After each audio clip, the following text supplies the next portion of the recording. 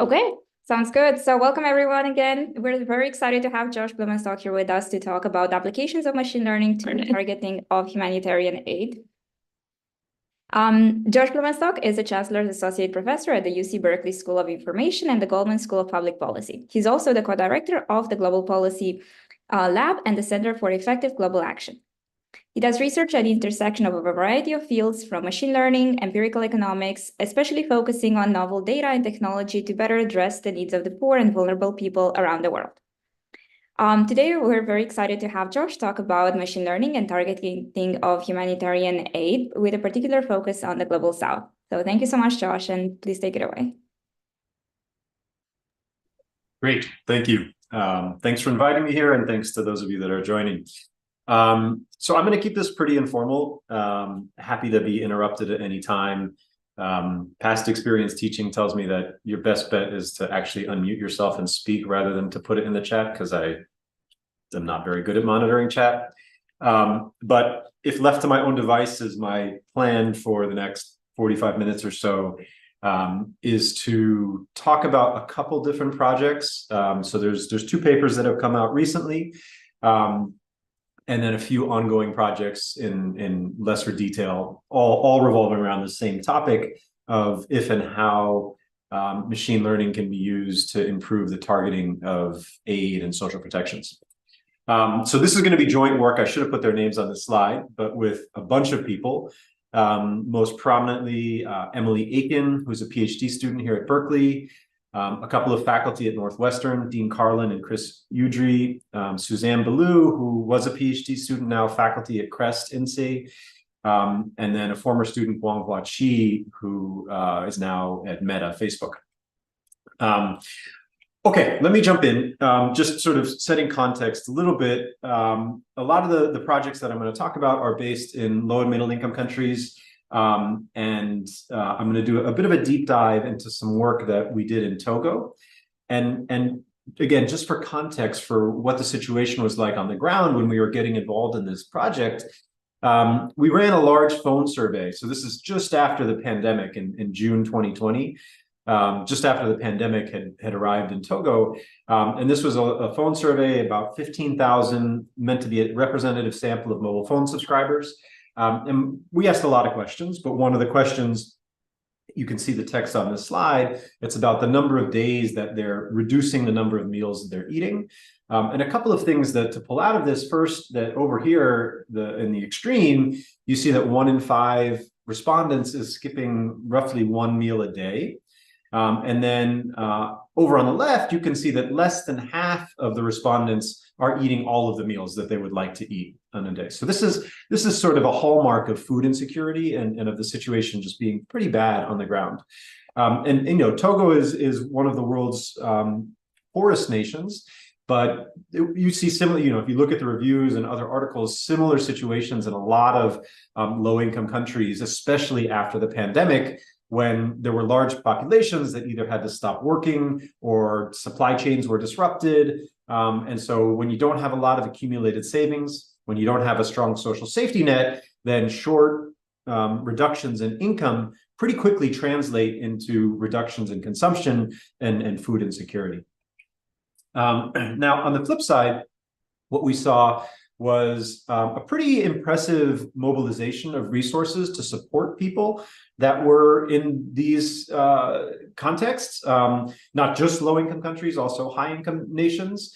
But globally, if you look around, there were about $1 trillion in aid was distributed in response to the pandemic, benefiting about 1.5 billion people. And in total, I think this number is actually an underestimate. Between 4,000 and 5,000 new social protection programs were launched just in 2020 and 2021.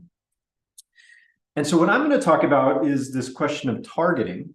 And what I mean by that is the question of determining whom amongst a population should be eligible for benefits.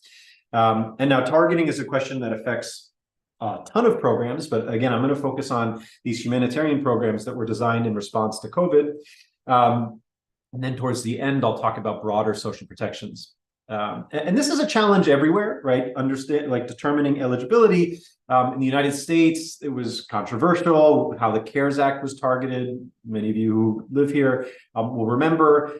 But in a sense, the United States is the best case scenario because the government has very comprehensive, relatively up-to-date and accurate information on the income of most people living in the United States. Because of the IRS and the BLS and all these other, all the statistical machinery that's collecting data. But what you see in low-income countries is very often they won't have recent, comprehensive, or accurate data on living standards at the household or individual level. And so, you can see some of the statistics on this slide. Less than half of the poorest countries have completed a census in the 10 years between 2010 and 2020. And this is a figure from a paper by Marshall Burke and co-authors that came out in Science a couple of years ago, where they're just sort of showing how long it's been since surveys were conducted in these countries. And so this is a problem because imagine you're a policymaker, and I'm going to talk a lot about Togo. Togo is like right where the cursor is right now. In Togo, where it's been 12 years since the last census, and you have a pandemic, and you know that there are lots of people that are really suffering and need support, but you have finite resources. And so in the case of Togo, the government over the course of the pandemic had on the order of tens of millions of dollars to distribute in aid, which is a lot of money. But when you have 10 million people in the country, it's not actually that much, and you're going to have to face tough decisions about who gets money and who doesn't. Okay, and ideally, you'd have reliable data that you could use to say, all right, well, so and so and so and so are the poorest people, and so let's prioritize them for aid distribution. But if the last census was done 12 years ago, and probably 20% of the individuals are either like 20% churn on the census, as well as the potential targeting basis information that you would use is out of date, it makes for very difficult decisions. Okay, so what I'm going to talk about is how machine learning, and also I'll say big data, but I'm going to specifically talk about mobile phone data and satellite data can and have been used to create new options for targeting in these sort of scenarios. A little bit of an outline, and then maybe I'll just pause if there are questions. I'm going to talk a little bit more about what happened in Togo. Then I'll do one shallow and then one deep dive into some of the methodological advances that over the last couple of years about targeting using satellite-based poverty maps, and then targeting using mobile phone data, and present some results of the work that we did in Togo that used a combination of these two approaches to direct aid for the government's Novisi program. And then hopefully there'll be time at the end to talk about what I think are some of the more interesting directions for future work and some of the ongoing projects that I'm working on right now. Let me just pause and feel free. Okay, I guess I haven't said anything yet, so there's no questions. So I'm going to talk about Togo. Here's that map of Western Africa. Togo is the little red vertical rectangle here, enlarged. For this talk, what's important to know, it's a small developing country, about 10 million people, about 7 million adults, about 5 to 6 million mobile phone subscribers, and very high rates of poverty pre-pandemic. So you saw that survey we did about food insecurity, but even before the pandemic, the last time a nationally representative household survey was done, estimates of the poverty rate in Togo are between 50 and 60%. So that's people living below $2.15 a day. And so what happened in Togo was not that different from a lot of other countries in terms of the pandemic, where the first documented cases of COVID-19 were in like March of 2020. And so pretty soon after the pandemic was there, the government entered a period of lockdown where they put in pretty strict curfews that prevented people from moving about during the day and prevented a lot of people from working. And so in response to this, the government launched this new anti-poverty program called Novisi, and I'll play this sort of promotional video in the background. But the idea behind this program was to use mobile money, and that's what's being shown in the video, to send out cash payments to large numbers of people throughout the country. So to date, there's been about 1 million beneficiaries. They're receiving between this, so women receive slightly more than men, and it ends up being about $20 a month at the individual level. And then critically, this program was 100% digital. So, and this is exactly why. So at this time, they thought that COVID was being transmitted by people interacting face to face and on surfaces and like handing cash to each other. So instead, a big motivation for using mobile money was they could actually mobilize very quickly because they didn't have like a cash in-person distribution network ready. And second, that it would prevent the public health impacts of sending a lot of people from urban areas out into rural areas to distribute aid. And I don't know, I'm looking at the organizers. I'm assuming that the idea of mobile money is largely familiar to this audience, but just in 15 seconds, don't think of it as like mobile banking. Don't think of it as like Citibank or Chase mobile app on your iPhone. Think of it as like a very rudimentary debit card that is based on it could be any mobile phone. And it's very rudimentary in the sense that you can do things like send and receive money. There's limited opportunities to do over-the-counter payments like at a store using mobile money in Togo. In other countries, it's much more ubiquitous. And then critically in Togo, you could also take your mobile credit and cash out, right? So you could go to an agent and transfer them the money and credit, and they would hand you cash. And so the government's idea was, all right, let's put millions of dollars out into mobile money, into cash transfers, into the phones of people, and then they can go cash it out and use it for buying food. Okay, so that's great. This is the program that the government built. We had nothing to do with this, but it's really impressive. They spun this up in about 10 days. So they didn't have a mobile money cash social protection system prior to the pandemic. And then they built this almost literally overnight. And then the question was, all right, who gets that money? Because critically, they didn't have enough money. I mean, I guess in theory, they had enough money to give a teeny amount to everyone. Like if you're comfortable giving 50-cent transfers to everyone in the country, that would be one option. But they had in mind that $20 was sort of a target distribution amount, and there was some logic behind that value. We could talk about it if you're interested, but let's just take it for granted for now that they have about $20 payments that they want to, monthly payments that they're going to give out to people for roughly 3 to 5 months. And so they did this program in 2 phases, where in sorry, let me just get to this. In the first phase, the one that was launched immediately after the pandemic, they targeted based on occupation, right? So this is a crude rubric, but it's some heuristic where they said, all right, well, we don't have information on who's poor and who's wealthy, but we do have information on what jobs people work in. And this is purely by coincidence because they had recently updated the voting registry in preparation for a national election that was then postponed because of the pandemic. But in any case, when people registered to vote, they indicated where they lived and what job they worked in. And so what the government did is they said, all right, well, we're most concerned about people in the informal sector, and we're most concerned about people, at least initially, that live in the capital where the lockdown orders are most draconian. And so that's what they did. They said, all right, the way this system is going to work is you pick up your phone, you dial a short code, star U855#, it takes you to a USSD platform. When you're in that USSD platform, you enter your voter ID number, and then they check that voter ID, there's a database, checks that voter ID number to figure out where you live based on your voter registration records and also your occupation. And if you meet both criteria, where the home location is in the capital region and your self-declared occupation is on a list of what they consider to be informal jobs, then immediately after you complete the USSD session, you get your first payment of $10, which comes every 2 weeks for the next 3 to 5 months. Okay.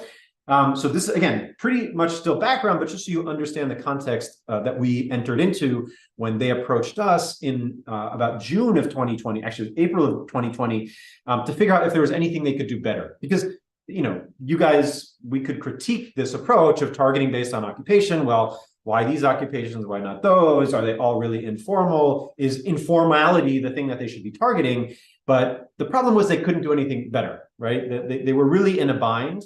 And so this was the best data they had available to them. And so at that point, they started coming to us and saying, all right, well, we hear you guys are doing fancy machine learning, big data stuff. Is there anything we could do here to use those tools to better target these benefits? Okay, and so specifically, what I'm going to talk about next and what we worked with them on was this question of when they wanted to expand Novici from the urban capital of Greater Lomé. So let me go back to that map. So the capital area down here by Lomé has about 1.5 million people, so a large concentration of the population, but there's still a huge amount of people living in the north and central areas of the country. And so what they were saying is, all right, well, we feel like we have a handle on what's going on in the capital, or in a sense, the ship has sailed because they already launched this program with occupation-based targeting, but they had money and funding to expand the program into the north, and they wanted to know how they should do that expansion because, among other things, they didn't expect that occupation-based targeting would work well in the north, where almost everyone is working in either the informal sector or subsistence agriculture. Yeah, Lily, go ahead. Thank you so much for all of this, Josh. I'm curious so far. So you mentioned that there's like 10 million people in Togo, 7 million are adults, and there's 5 million registered phones. So do you have an understanding of whether the phones of the 2 million people who aren't matched with a phone, if those are the poorest people? And then also if there's any way that the government is sending money other than via mobile phone payments. So if there was an option to give people checks. And I guess my third question is, what's the total number of people that the government has funding for to give out payments? Yeah, great. These are all great, relevant questions, and some of them tee me up nicely for this. So the second question is the easiest, and the answer is no. There was no other alternative payment mechanism available at the time. So now the government of Togo and a lot of governments and humanitarian organizations are thinking like prospectively how to prepare for the next event like this, or how to build like an equilibrium social protection program that works outside of crisis times. And in those settings, it's absolutely critical to think about what the alternative distribution mechanisms might be. But in the case of Togo in the pandemic, very specifically, the answer was no, because of this public health rationale and also the practicalities of it, right? They didn't have enough money to invest in building a distribution network. They wanted to just get cash out into people's hands as quickly as possible. Okay, that's the starting point. So then there's this very important question about what about the people that don't have phones? And so we have some data on this, and I'll circle back to it at the end. But the short version is two things. First of all, you could register for Novici if you had a SIM card, even if you didn't have a phone, right? So the idea there being, if you have a SIM card and you have access to a phone, you could pop your SIM card into someone's phone, register using your voter ID and your SIM card, but their phone, have the payment sent to your SIM card, and then either using that same phone or take that SIM card to an agent and cash out there, right? But that still doesn't solve the problem because not everyone has a SIM card and access to a phone. And so what we did here is, I'm going to show you, and this will come up again and again, so it's worth like pausing for a minute. We were semi-fortunate in that a nationally representative household survey had been conducted in Togo in 2018, 2019. So pretty soon before the pandemic.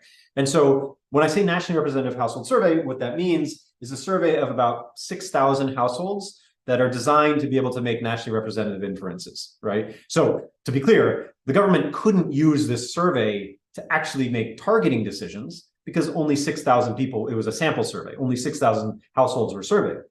But we can use that survey to answer questions like what percentage of the population owns a phone? Are phones more common in wealthy households than poor? So what I'm showing you on this figure, on this slide, are a few things. First is the geographic distribution of phone penetration. So in particular, you see higher penetration in the South, in this region, and then in a lot of the country, you see lower rates.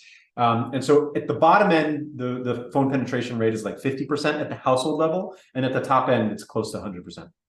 What I'm showing you here is at the individual level, like how the distribution of phone ownership by age on the x-axis, and then by disaggregated by gender. So men are more likely to own phones than women, the blue versus the red, and then sort of that younger adult bracket is the most likely in terms of age. So between, say, 20 and 45 is most common phone ownership. Now, keep in mind that phone ownership at the household level is going to be higher than at the individual level. And so what we see is that like 65% of, and this is in 2019, 65% of individuals had a phone, and about 85% of households had one or more phones.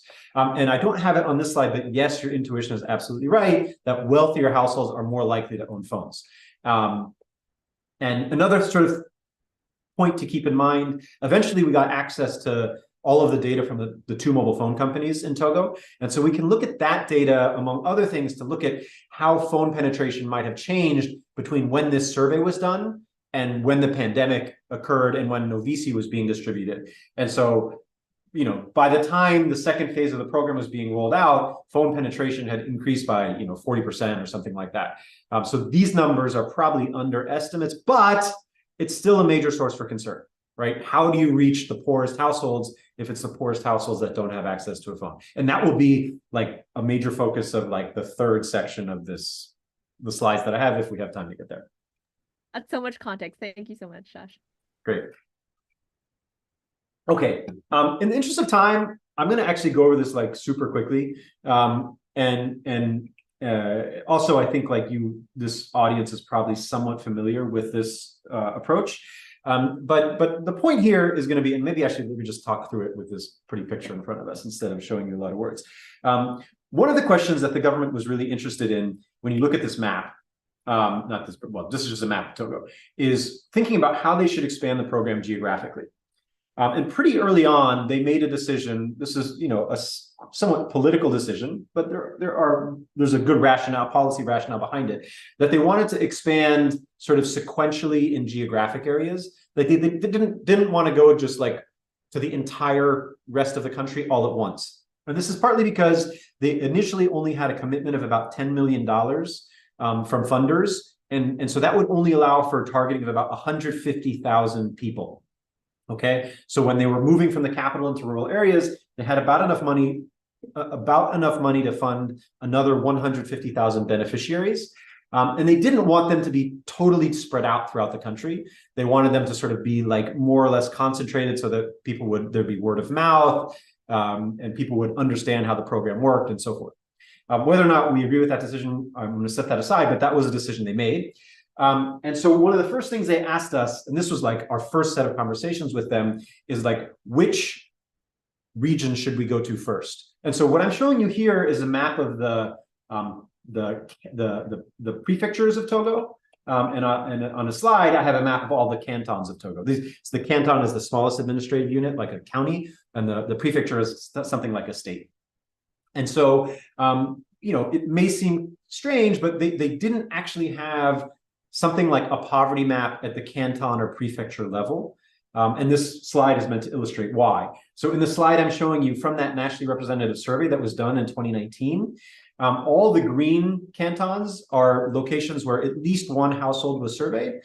But you can see that about half of the cantons in Togo didn't have even one surveyed household. So it's very hard to think about how you construct a poverty map using traditional data if this is all of the data you have. Now, you could do interpolation and so forth, but this is where we ended up using satellite imagery. And the intuition here is pretty simple. It's just that when we look at these pictures, so these are actual pictures of Mexico City and Cape Town. It's not like, and it's one picture. They haven't like spliced together two images. This is just, there's a wall here, and the households over here are very wealthy, and the households over here are not. And when we look at this, we can tell, right? Like there are certain characteristics of these images that signal to us wealth and other characteristics that signal deprivation.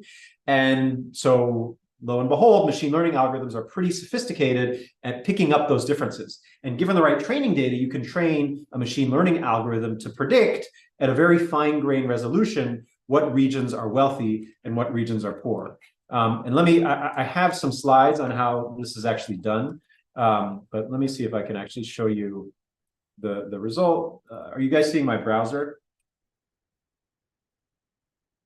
Sorry, I Yes. lost my, Yeah. yes, okay. We can see it. All right, sorry, I should have set this up beforehand. No one steal that password. So we've done this approach. Let me actually just show you back to the slides. So the idea here, let me skip this. If you're interested, we can come back to it. The idea here is to get from high resolution imagery of Togo, process it with machine learning to produce for every satellite image, right? So every square kilometer photograph of Togo, an estimate of the poverty rate, or in this case, it was the average consumption of households in that 1 square kilometer region. And then from that, it's pretty trivial to aggregate to something like a poverty map, where in this case, the government's mandate, their question to us in April of 2020 was, can you tell us what are the 100 poorest cantons? And so we follow this approach, and this is a map that shows where those 100 poorest cantons are. And then more generally, this is out there. So there was a paper in PNAS last year, which you can find, and it links to this, or you can go to povertymaps.net, where we did this for all low-income countries. And so you can explore this if you want, where for each, in this case, it's 2.4 square kilometer region, we have estimates of the average consumption, in this case, it's the average wealth of households in that region. And so you can think, there was another project I won't talk about that we worked with the government of Nigeria. I'm not going to talk about it because it was super simple. All we did was produce a map like I was showing you of Togo, but in this case for Nigeria, sorry, I got disoriented. Oh, we're in South Africa, whatever. That they use to then make a decision about which urban neighborhoods they should target first for their particular cash distribution program. Okay. Let me just sort of pause here for 1 second. What I'll do is I'll talk about the slide and then I'll pause for questions. And I should say that this paper that I'm referring to, it's not, the reference was, I think, on that like first picture. Oh, it's here too. So this is the reference for that PNAS paper I mentioned, where we describe our methodology. We are not the first people to come up with such a methodology. The first people to do so in a convincing way was this group at Stanford, Marshall Burke, Stefano Erman, and David LaBelle. And the first author was Neil Jean. So this Jean et al. Paper from 2016 in Science. They sort of like laid out this general recipe for doing this. And since then, I and a bunch of other people have refined it and improved it and expanded it and scaled it. And so there's now a fairly large literature on this. I'll actually use this as a plug. Let me pull up that browser. I teach a class here at Berkeley. If anyone is interested, a lot of the materials are online, called Big Data in Development. I think if you search for that, you could probably find it. Last time we taught it was about 3 years ago, and we're currently updating the syllabus. But in any case, you can still see a lot of the readings and the assignments are GitHub, Python notebooks. And so like what I'm doing here, you probably can't see this, is pulling up the lecture on satellite imagery. And you can see that there's, I don't know, 2 dozen, 3 dozen papers. All of these papers are using satellite imagery to do stuff related to development. And probably a third of them are essentially following this recipe of saying, how accurately can we measure outcome Y from satellite imagery, where outcome Y could be income, wealth, consumption, food insecurity, access to clean drinking water. If there's an important thing you want to measure, there's probably a paper out there that's trying to do it with satellite imagery. This literature is now somewhat mature, but there's still lots of areas to push it, to ask what can be measured. In particular, this question, and this is much more active right now, can you measure changes in living standards over time from satellite imagery? That's a much harder nut to crack. And in particular, can you use sort of that information to measure the impact of policy interventions? Obviously, if you can do that with remotely sensed data, that's a different paradigm than going out and spending millions of dollars on survey-based data collection. There's also some interesting questions of potential bias and fairness in these maps. You can sort of see some of the recent work that we've done there. And then a project that Satej Soman, Emily Aiken, Esther Rolfe, and I are working on. So these are 2 PhD students and a about to be incoming assistant professor at the University of Colorado Boulder, who I hear is recruiting PhD students if anyone's interested. is asking this question that I think is also very ripe for other people to work on and relates to the sort of people in this colloquium. Is so all those dozens of papers that I showed you earlier are essentially following this recipe where they take existing survey data, matching it using geocoordinates to satellite data or something like it, and then using machine learning to say, okay, can we train an algorithm to predict the ground truth that we observe in the survey from the predictors that we observe in satellite imagery, okay? What that leaves unknown is the notion of, could we have done better than the satellite data, than the survey data that we essentially inherited, right? What if we knew we wanted to construct a satellite-based poverty map? Could we design a more efficient or more optimal survey data collection protocol, like using methods from adaptive sampling or online learning or something like that, to figure out which labels to collect, right? And there's heterogeneous costs. It's more costly to survey households in some regions than in others, and sort of probing into that area. I think it's very interesting and wide open.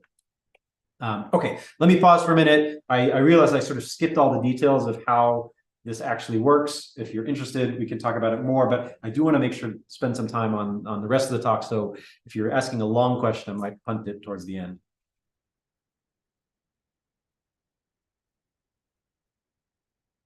Cool. Wait, a quick question for what you mentioned, Josh. So the ground truth data is basically the survey data that you would have from the government of these countries that ask for a variety of outcomes related to poverty. Is that right? Yeah, exactly. And have you seen any or have you noticed any change in the surveys throughout the years that might be indicative of changes within the way they're measuring things, population level dynamics that might also be informative of, like, basically, do we have a stable baseline that can constitute this ground truth over time? I'm curious whether you've noticed any of this. So I think the short answer is that the survey-based methodology for collecting ground truth information on living standards is fairly mature and hasn't been changing a lot over the years. Okay. In terms of like the actual questions you're asking a household.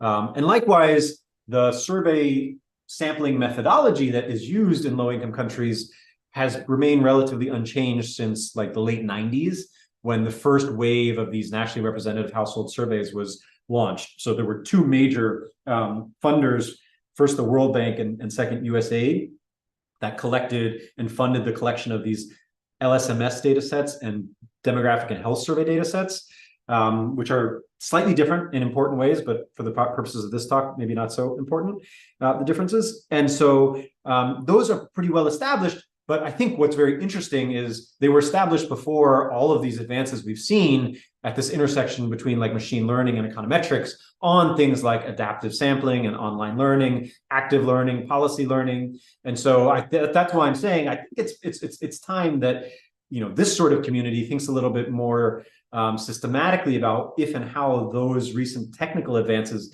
could be plugged into this existing behemoth of survey methodology. Now, the last thing I'll say is that there is a very active and interesting and engaging debate about what it means to measure living standards and what the right ways, quote unquote, to do that are. And I'm going to sort of abstract from that for this talk, because this is the subject of literally entire books and, you know, old school flame wars between academics about should we be measuring consumption or should we be measuring income, and what about like freedoms and other more holistic measures of subjective well-being and so forth. But for this talk, I'm going to sort of set that aside, but happy to provide references actually on that. This is helpful. I should do this in the future. For this class I teach, like the first weeks of readings, there's a bunch of stuff on like, maybe it's the second week of readings. Like, nope, third week of readings. Yes, like this book here, like Measuring Poverty by Abhijit Banerjee and Benabu and Mukherjee, has a lot of different chapters with different perspectives on different approaches to measuring poverty, but then also like Amartya Sen and so forth. Some of that's referenced here, but again, I'm not going to talk about it now. Okay. All right, I'll keep going. So at this point, where we are in this like story of our work in Togo is we've helped the government identify those 100 poorest cantons in the country. But then, because we were working with them very closely over the process of, in the end, a couple of years, we were also doing other stuff for them that I'm not going to talk about today. But like one thing that they were very interested in was using data from the mobile phone companies to anticipate where the virus was going to spread. Right. And I have a whole set of work on this, and I'm sure you're familiar with other people doing work in this vein, where like mobile phone data, people carry their mobiles around with them, so you can infer travel patterns. And if you know that like there's a hotspot for the virus here and people are traveling from A to B, then maybe you should start to allocate resources towards public health measures in location B. So through this process of working with them on these questions, we had been working with data from the mobile phone companies. So there are two mobile phone operators in Togo, and we had data from both of them. And so then this question opened up because I had done a bunch of work in like 2015, 2016 on using data from mobile phone companies to measure poverty, whether those sort of methods could be used in the context of the COVID pandemic in Togo. And so here, the insight is very similar, is that wealthy people use their phones differently from poor people, just like with the satellite images, wealthy regions look different than poor regions. And so this is actually from a paper that we did in Afghanistan, also with Emily Aiken and some co-authors from the World Bank, where the World Bank had done an anti-poverty program where through the process of that intervention, they were trying to target what they called ultra-poor households. So these are households that are determined to be poor on the multidimensional poverty index that includes like community feedback and ranking. And then there were a bunch of non-poor households, or I should say non-ultra-poor households. But in these particular villages in Afghanistan, these households that are not ultra-poor were still quite poor. But in any case, there were a couple thousand households, and we had this label that was either ultra poor or not ultra poor. And all I'm showing you here is when we match that label to mobile phone data from those same households, we can see that the ultra poor households, and this sort of goes back to the question Lily asked a while ago, are much less likely to use their phones on any given day than the non-poor households. And so this is like one stylized fact, but the intuition holds across a huge variety of measures of phone use, right? Like, and this is intuitive. Wealthy people have different structured social networks, different patterns of geographic mobility. They make more international calls. They tend to, I'm sort of making this up, but I'm guessing that these intuitions hold, spend more money per month on their mobile phone balance. They have different model phones. Anyways, all of these are potentially useful predictors if at the end of the day, what you want to do is predict whether a given household or phone owner is below a poverty threshold or above it.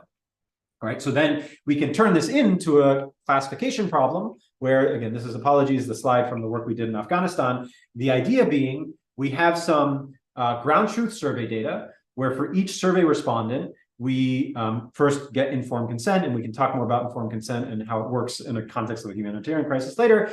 But for some subset, some ideally representative sample of the population, we have information on living standards through a standard survey protocol. And then we match that. From that, we can measure, we'll define our outcome. So again, we're going to abstract from that now, but let's say the thing we care about targeting is consumption poverty, right? Are they consuming less than $2.15 on average per day per capita, PPG adjusted and so forth, right? So the survey data will allow us to measure that for the people we survey. And then for the people we survey, I'm going to call that the YI. We can also match that to XI. In this case, the XI are coming from mobile phone data, right?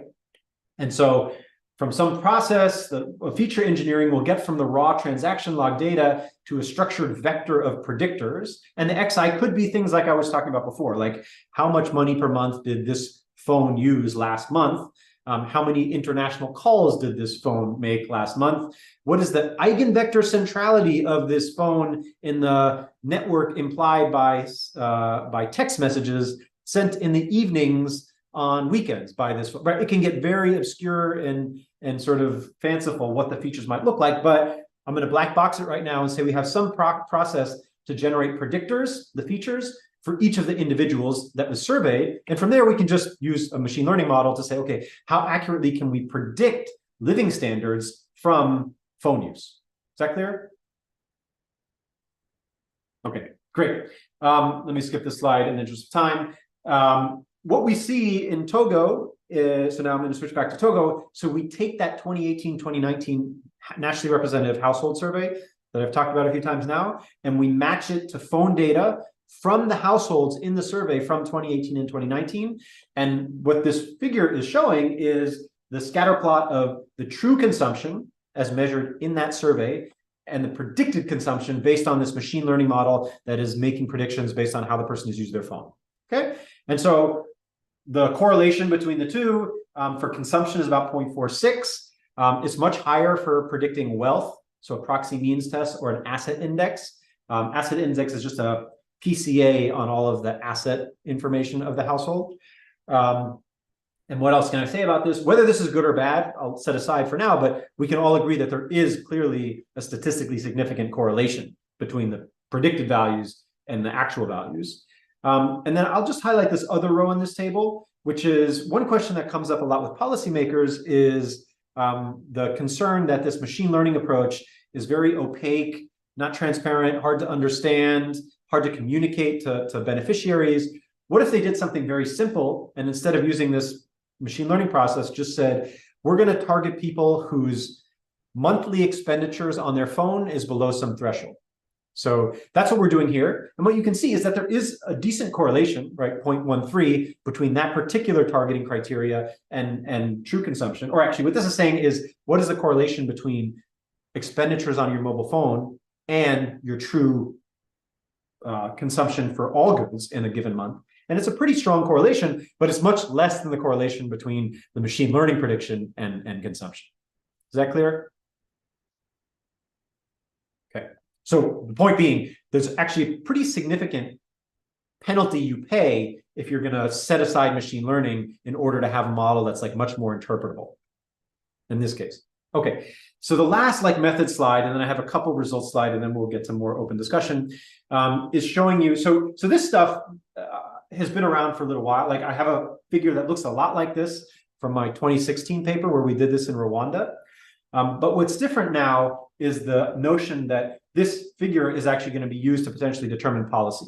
And so the question behind this is to say, okay, well, is this correlation of 0.46 good enough, right? Is it good enough for the government to say, all right, we're actually going to target cash transfers based on your predicted values from the phone data, or should we just stick with our other idea, which was to, use people's occupation or something like it?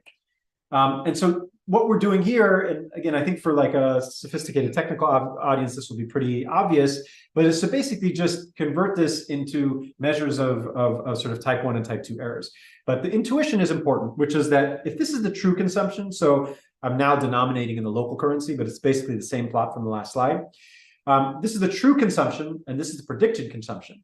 The idea is we only have finite resources. So if we're going to target based on predicted consumption, we're going to provide transfers to everyone below this horizontal line, right? All of the dark shaded dots. Now, the ground truth tells us that it's actually people below some vertical threshold. In other words, the people on the left side of this vertical line that are the true poor, right? The people over on the right side are the non-poor. Sorry, they're labeled down here. I should have just pointed to that. And so when we look at this, we can say, okay, what's going on here? The people, these dark blue dots, these are the true poor who receive benefits, if benefits are targeted using this machine learning algorithm, right? So that's good. We want to have a lot of people in this quadrant and in this quadrant. And this quadrant is the correct exclusions. In other words, the non-poor people who are predicted to be wealthy so they don't get benefits. The biggest problem is these people down here, right? So these are the people who are actually poor. They're below the poverty threshold, but they're predicted to not be poor. Right, so the prediction algorithm excludes them when in fact they should be receiving benefits. Okay, and conversely, there's inclusion errors. These are the non-poor who mistakenly get benefits. And so if you look at this graph, you can say, hey, there are a lot of targeting errors. Right, there's a lot of poor people who won't get money if we're just relying on this mobile phone machine learning approach. But the problem is all of the other approaches that the government could take, like any approach to targeting benefits is going to be imperfect. And so at the end of the day, the question is, how do these stack up against each other? What is the least bad of these different approaches? Okay, so that's what the last couple slides will show you. And this was the evaluation that sort of formed the basis of the 2023 paper with Emily Aiken, which is to stack these different targeting mechanisms up against each other. And so what I'm going to show you on the next slide is bar plots with 5 different comparisons. So the mobile phone-based targeting is the one I've been talking about so far, and you just had a sense for what that might look like. I'm going to also show you 2 other options that were feasible in Togo. In other words, the government could have expanded into rural areas using any one of these approaches, 1, 2, or 3. They could not have used option 4 or 5 because options 4 or 5 would have required going to every household to ask them questions, to collect the survey data, to construct the asset index or a proxy means test. Okay, proxy means test, think of it like a poverty scorecard. Okay, they couldn't have done this because they didn't have that data and they didn't have the resources to collect it. But I'm going to evaluate the performance of these methods using that nationally representative household survey. And so amongst that representative population, I do have asset information and proxy means test information, so I can make these comparisons. Is that clear? And just to be clear, occupation-based targeting, we talked about geographic targeting. What I mean there is one thing the government was very seriously considering, and I think if we hadn't used phone data would have done, was to say, we're going to expand our program 1 canton at a time and provide benefits to everyone in that canton. So the nice thing there is it's very simple, it's easy to understand. The not so nice thing there is there are 400 odd cantons in Togo, and if they followed this approach, they would have only been able to extend benefits into about 7 of those cantons, right? So it's sort of like the lottery, like, are you in lucky person in one of those cantons? If not, you don't get benefits. And so if it were the case that all of poverty in Togo were concentrated in 7 very poor cantons, this strategy would make perfect sense, and we should not think about mobile phone-based targeting. But as is the case everywhere in the world, there's a lot of spread and variance in where poor people live in Togo. Okay, so this is the results slide, the main results slide. What I'm showing you here. Let's focus on these dark bars, the left set of bars. This is the recall of and also the precision in this case of each of the 4 different targeting approaches, and looking just at the rural areas where the government was considering expanding. So 47% recall means 53% exclusion errors. In other words, like 53% of well, I won't go back to it. So this is not great in absolute terms. 53% of the true poor are not going to get paid if they use mobile phones. The problem is, or maybe the important context is, that the recall is much lower using either of the feasible options that the government had available to them. So in particular, using geographic targeting, 67% of the poor people in rural areas wouldn't get benefits if they had used purely geographic targeting. And then somewhat surprisingly to us, even asset-based targeting performed worse in rural areas than phone-based targeting. And then the right set of bars, the lighter set of bars, is area under the curve, which I won't go into the details. If you don't know what it means, we can talk about it later. But in this case, it's important to think about it as like a threshold agnostic approach to determining which algorithm works best. And this was relevant in Togo because the government thought they might get more money. And so if they got more money, they would then raise the poverty threshold. And so then the recall and precision bars wouldn't be as relevant. And so having a sense of which algorithm performs well, irrespective of where the exact cutoff was relevant to their discussions. Let me pause here. Are there questions? That's sort of like the core results. At this point, I'm going to sort of like, it'll be a little bit more choose your own adventure in terms of what you guys are interested in talking about, but I'll pause here first. I am curious, just obviously the number of people that you can target and give aid to depends on the amount of aid that you're giving. So what's the intuition behind like how much money, and I think it was like $10 per month for several months at a time. the decision between whether to make it like a one-off thing or how much money is allocated versus distributing across a larger group of people? Yeah, so there's two answers to that question. The simpler answer was that the value of like $20 a month was based on like a calculus that the government did when they first launched the program, where they figured out what the like cost of the like basket of goods was that most households were consuming in Togo. And they thought that like if there were 2 adults in a household, then providing these transfers would be enough for that household to survive, right? And then they sort of were more or less locked into that because there was a big marketing campaign like to promote awareness of this program. And so the numbers were very salient. So they were open to potentially changing the value of the transfers in later phases of the project, but there was a strong like inertia that said, unless there's a really clear rationale to change it, we're going to stick with it. Okay. The second question actually tees me up nicely for this slide, which is to say, let's momentarily assume that we didn't have that inertia and that we as the program designers could pick a transfer of value that we thought was optimal. Okay. So the idea here is to say, well, on one extreme, we could provide, $10 million to one household. And on the other extreme, we could provide like 20 cents to every household. And so how do we evaluate what is better? Well, we have to sort of be able to articulate what we define as like social welfare. And so in this case, we're going to assume, following the playbook of like welfare economics and tax policy, like if we assume what a household's utility function looks like, and in particular that like households with that the marginal value of consumption is higher for people that are lower on the consumption distribution, right? Like, in other words, getting $1 means a lot more to someone who is consuming $1 a day than it will to someone who's consuming $10 a day. Then we can start to trace out these like welfare curves. And so what these curves are showing is a few different things. First of all, we're contrasting to universal basic income, which is essentially like completely redistributing like 1 penny to everyone.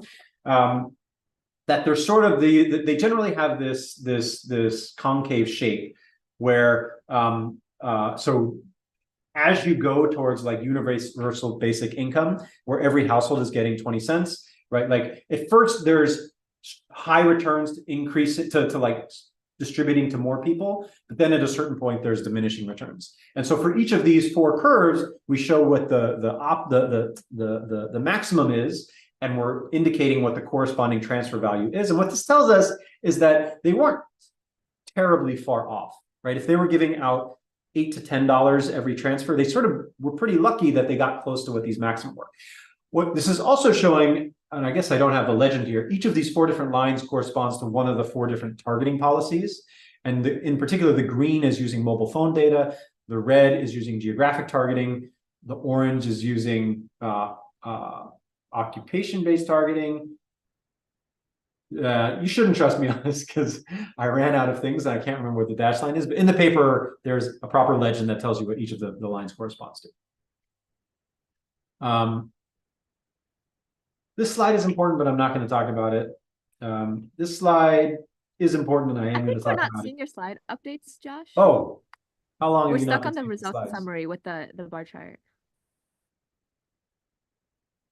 With them. Oh, weird. We were able to see everything change until the results summary slide. Yeah. Oh, so you didn't see the social welfare function?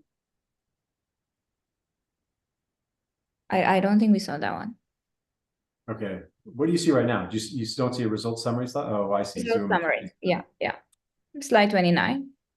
This happens to me like once every few months where Sometimes Zoom, it helps like, if you unshare and then share it again. yeah, frozen. Hopefully, it sounds like you can still hear me. It's possible that I will get disconnected and I'll have to rejoin. But when the slides appear again, I will show you them. How about that? I can talk you through what I meant to be showing you without seeing the slides. I don't think they're actually like mission critical. The next thing I was going to say is what I've talked about so far focuses on the targeting algorithm. and the extent to which that particular algorithm is creating exclusion errors, right? But I think it's important to step back for 1 second, and this goes back to a question that you guys asked right at the very beginning, which is like that there are other sources of exclusion errors in this overall program design. Now, one that we talked about is this issue of phone ownership. And in particular, that if you don't have a phone, or at least a SIM card and access to a phone, you won't be able to get benefits. Now, I want to point out that source of exclusion errors is not because we're targeting using mobile phone data per se. It's because the cash payments are going out through mobile phones. So that exclusion is already built into the system, but it's still important to think about in this particular system. But there are a couple other ones to keep in mind. And if I can, the slide would give you numbers, but I can tell you what they are. One is you have to be registered to vote. So initially, this was because the government was using occupation, which was inferred from the voter registry. But in the later stages of the program, a big reason for doing this was that they needed a way to uniquely identify people, because they didn't want one person to have 2 SIM cards and register twice. And there was no national ID system. The closest thing they had was this voter registry. And so, we did some analysis that suggests that about 87% of adults are registered to vote. And so, that's 13% of the population is being excluded. And you might be very concerned that the people who register to vote are systematically different than those who don't. Either they're wealthy, poorer, or they're from minority political affiliation, what have you. These are concerns. And, I'm not going to say that we can solve these. I'm just sort of saying, keep these in mind. Another thing that sort of caught us off guard is people have to actually, in the technical literature, we call this self-targeting. They have to put themselves forward and register, right? And like you have to pick up the phone, actively dial that USSD code, and then go through the registration process in order to get benefits. And that implies a couple of things. One, you have to sort of take the initiative. And two, you have to be sufficiently literate or digitally literate to navigate that interface. And so we have data on the extent to which we think each of those sources is causing systematic exclusions. You're still not seeing my slides? Or you're still stuck on whatever the last slide was? Okay. Is my video frozen too? Am I like in a weird? No, your video is fine. Oh, I think we just lost Josh. we lost him. Yeah.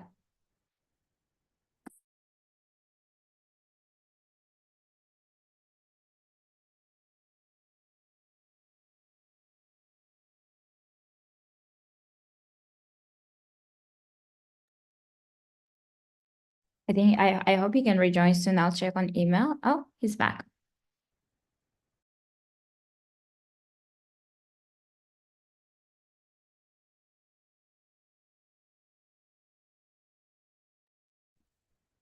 All right. Are you guys hearing me on my phone now? Yes, we can hear you well. I'm gonna meanwhile restart Zoom on my computer, and hopefully you'll get slides back. But while we're waiting for that, let me maybe pause for questions, and then I have a couple more things I want to talk about if I can get the computer going. Are there any questions?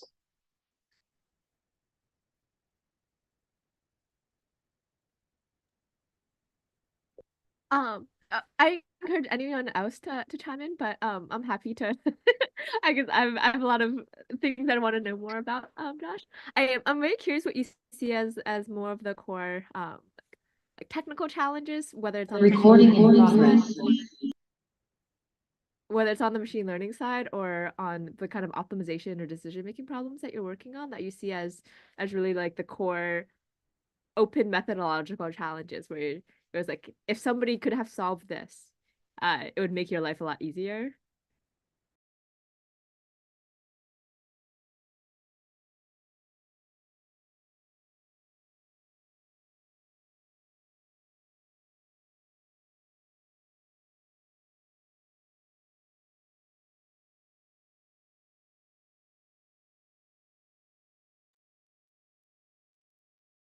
Oh, Josh, we can see Sorry.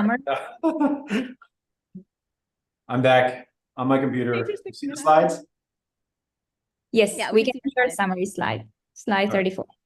Let me just show you the slide that I thought you were seeing for a while there, where I had these are the curves I was talking about. right? So this is looking at how social welfare, when we assume a particular utility function, is changing as a function of how large the transfer value is. So as you go up the x-axis here, the transfer value is getting smaller and a larger fraction of the population is getting targeted. And all I was saying is that these curves are concave and that the optimal point for the different targeting methodologies is around the value chosen by the government. And then the green, they correspond to different methods for targeting. Okay. So that's a great question, Lily. Let me actually punt it for just a minute because that's sort of where I was going to head anyways. Let me first summarize. I think like most of the talk so far is done. And I guess the rest I know is mostly just discussion.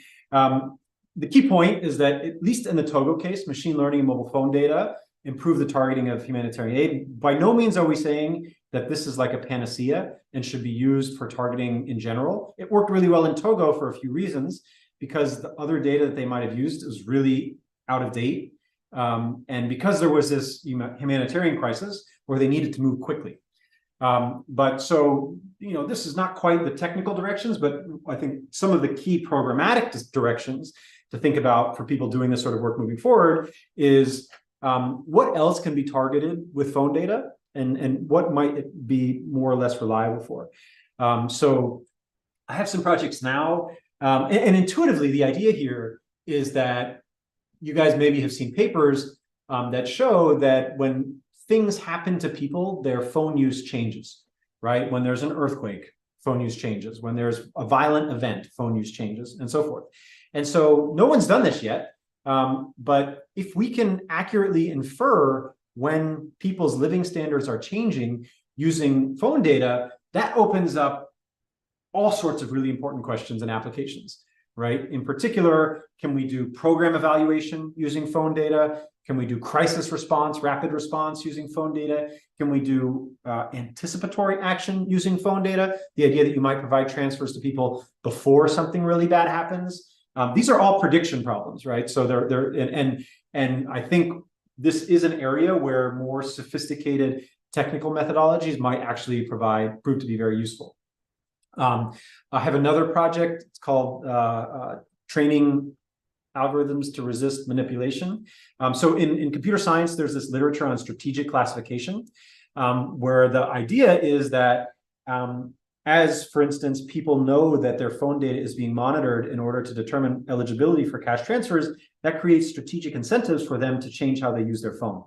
And so that also is a very technical question about how can you design an algorithm that's robust to that sort of strategic behavior.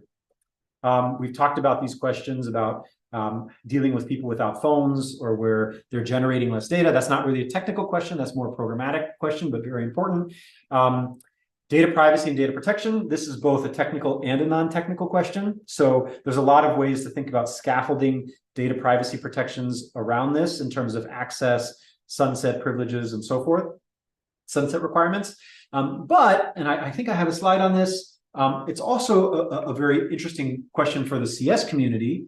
Let me show you the intuition here. Yes, and this is something I'm very actively working on with Nitin Kohli, who's a postdoc here at Berkeley, is the question, can we make these types of predictions provably private using advances from computer security like differential privacy or something like that?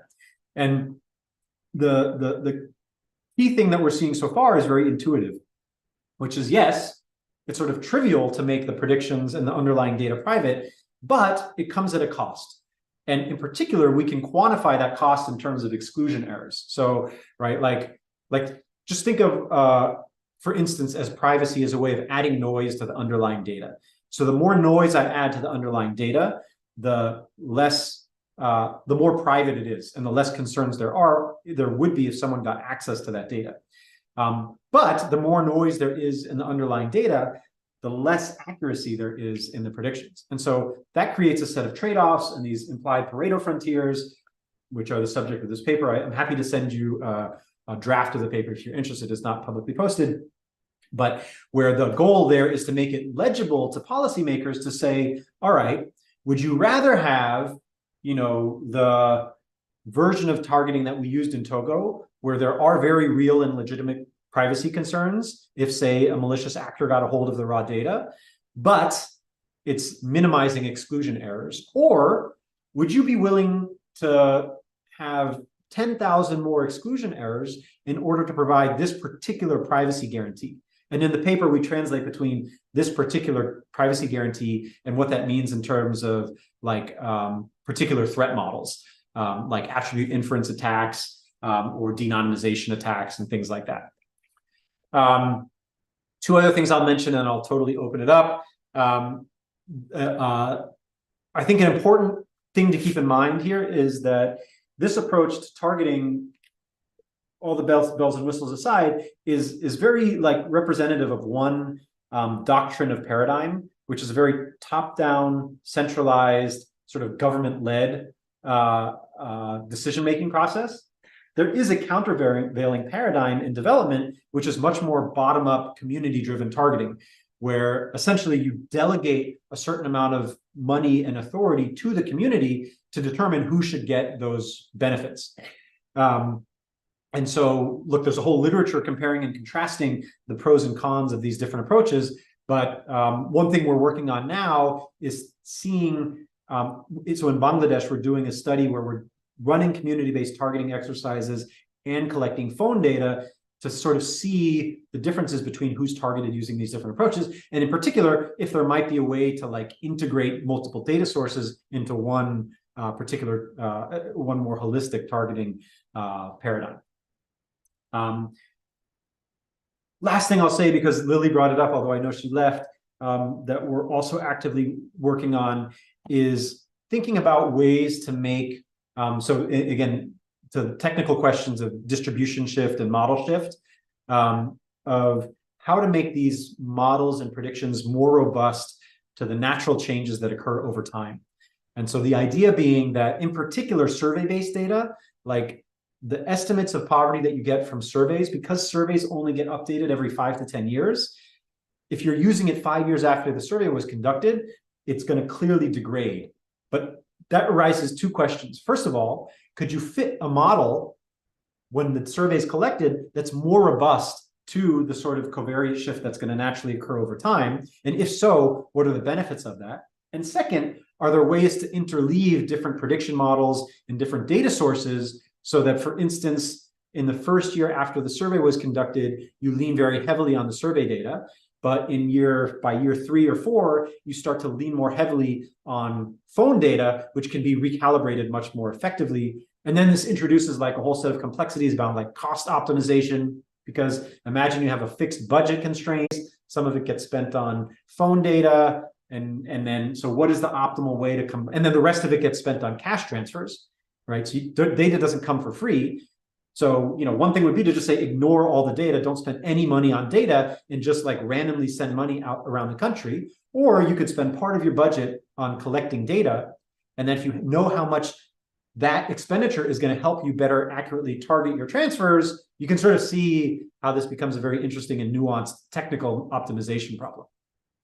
All right, I'm going to stop there. I can't remember when this goes till. I'm pretty sure I've talked more than I was supposed to, but hopefully you'll give me some license, because there was some good interaction along the way. But I will pause it there. I will close with a picture of my team. A lot of these people I've talked about, Emily and Suzanne in particular, worked a lot on the Togo project, and all these other lovely faces are involved in some of the research in other ways.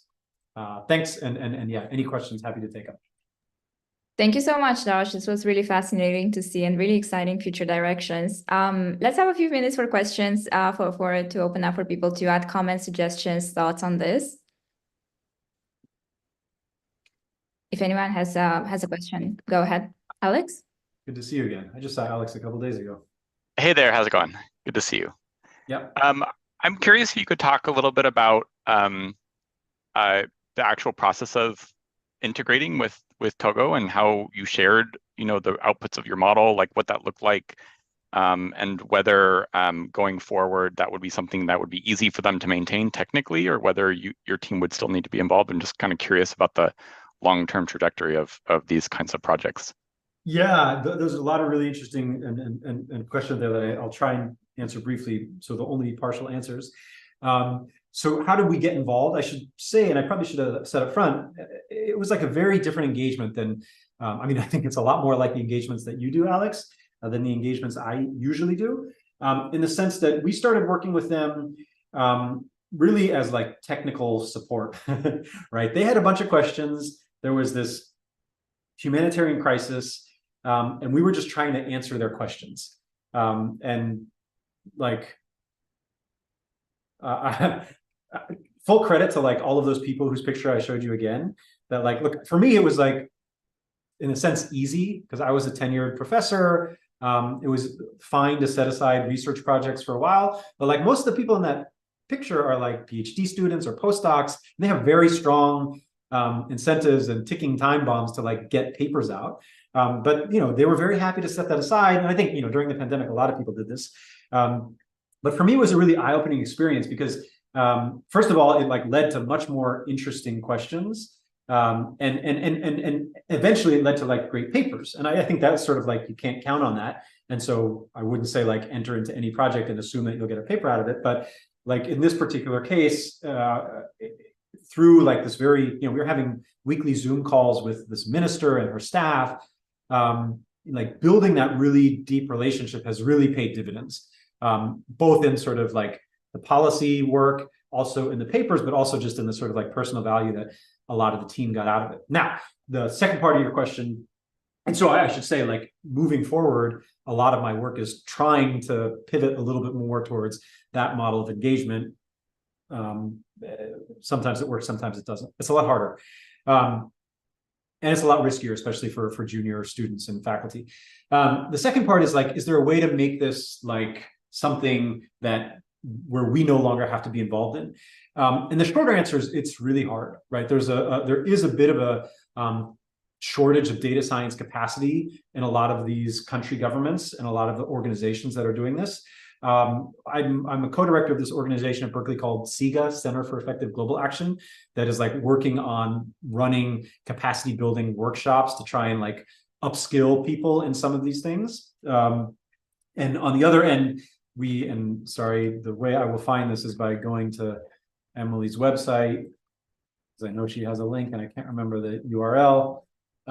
We have this, this open source package called Cider, where we've basically open sourced all of the code and have like pretty extensive documentation and Jupyter notebooks, which is sort of like meant to make our approach accessible to like a mid-level data scientist, which is still not easy, but at least it's not just like one of the 10 people in my research group. So working on a bunch of different fronts. One thing I will say, and maybe you've experienced this already, Alex, but for other people, I think it's encouraging that if you have like a useful method that you think is like more policy relevant, the funding community is generally very enthusiastic about supporting researchers to take that research paper and convert it into something that's more generally usable.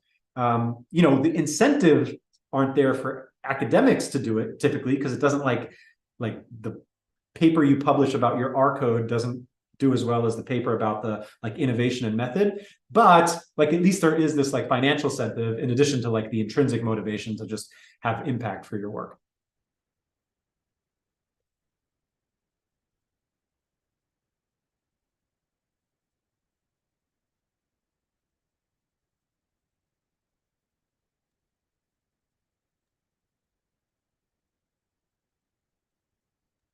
That's very cool. Thank you so much, Josh. Maybe a final question. We're close to time. If there's any other questions, thoughts, please add them. And in the meantime, I had a couple of questions. Maybe I'll add one of them here. You mentioned this like the strategic side of things, particularly like the line of work related to strategic classification, and how this may play a role in the way like people interact with this kind of targeting systems. I wonder if there's a way to use these methods for figuring out when strategies are indicative of actually further need, when people actually would take an action to, for example, like increase their mobile phone usage, knowing that the mobile phone usage is being used as a way to target them, that actually is indicative that they're actually in more need than people who would be less strategic, for example. So can we see strategies as a way of as an additional signal for the need of targeting. And do you have any thoughts in this direction? Yeah, I think that's a really insightful comment. It's a very nuanced question, and the answer is yes. And I think like in economics, there's a whole literature on these like Spence signaling models which are essentially making that exact point. And so I think that then when you as machine learning researchers are thinking about like how these different strategic classification models might work, to think about allowing that sort of signaling to enter. And so the way we've thought about it, and sorry, this is no longer the paper with this title was rejected from a journal, so we have now retitled the paper and we're crossing our fingers. This is the one that's like teaching machine learning algorithms to resist manipulation or something like that. The way we've approached it is we're trying to like elicit the costs of manipulating different features, acknowledging that different people might have different costs for different types of features. So this is showing the average cost, that it's like very cheap to manipulate how many text messages you send or receive, but it's much more costly to manipulate the average length of your call in seconds.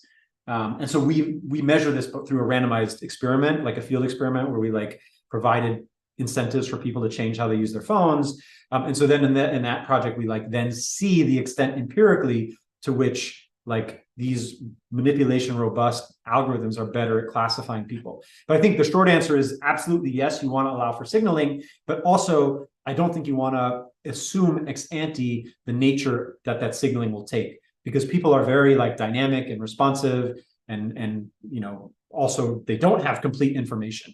And like information may be more or less complete to different types of people, maybe the people that are more or less able to manipulate, maybe the people who have more or less need. And so it becomes very complex. And I think is why there's a lot of scope for people like us to write down formal models, you know, articulate the assumptions, allow others to like expand on those assumptions and so forth. But it's a very deep, if you want some references to papers that are doing this, I'm happy to provide them. But like John Kleinberg has some work, Moritz Hart and his students have some really great work. John Miller has a paper very relevant to this. Sveta Mili, Social Cost of Strategic Manipulation.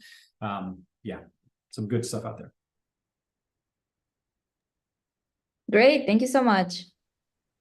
Any other final thoughts, questions from the audience? If not, I think this is a good time to end. Thank you so much, Tosh, for this wonderful talk.